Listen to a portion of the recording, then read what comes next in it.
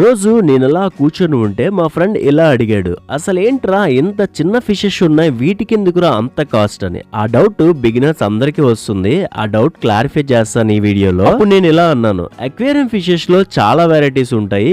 అందులో గప్పీస్ ఒక వెరైటీస్, అందులో 100 ఆఫ్ వెరైటీస్ అయితే ఉంటాయి. అందులో ఇవి ఫ్యాన్సీ వెరైటీస్. ఫ్యాన్సీ వెరైటీస్ లో రకరకాల పేర్లు ఉంటాయి. Jet black, full gold, albino, ఇలా చాలా వెరైటీస్ ఉంటాయి.